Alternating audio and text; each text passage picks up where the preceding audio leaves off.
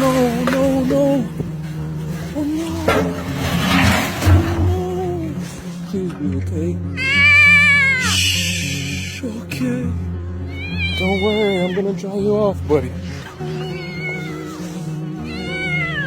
She was shaking. I saw on the surveillance she fell into the barrel. I wrapped her up and I kept her warm and cozy and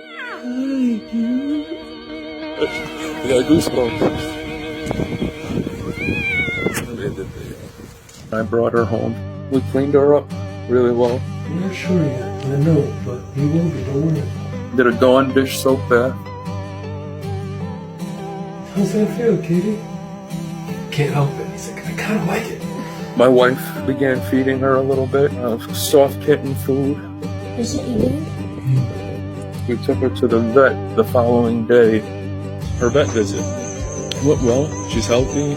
She's good to go. She said, gosh, I can't put the cat back outside. You know what? I think maybe we got a cat. And to tell you the truth, I'm not a cat person. I have a 120-pound St. Bernard Winnie. Here we are. But she fits in right as part of the family. Lilo! Lilo! She stays in the boys' room with them. Good morning, Kitty. When she first met Winnie, she was very timid. What's that? Little sister. I got good kisses. She's aggressive with her sniffing, so she's, like really going crazy. The kitty doesn't want to play. There were points where Lilo, you could tell, realized, oh, this thing's not going to hurt me, but I still don't want to be next to it.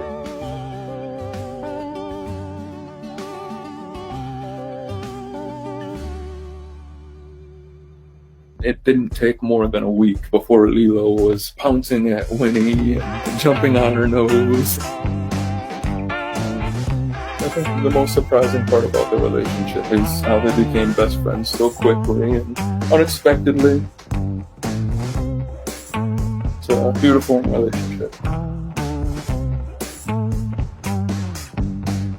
Lilo will nestle up right in the inside belly part of Winnie when she's curled up. She's Winnie's little sister, and I think they're gonna grow up together, and that companionship for them is special. When she fell out of the bucket, I was on the verge of tears.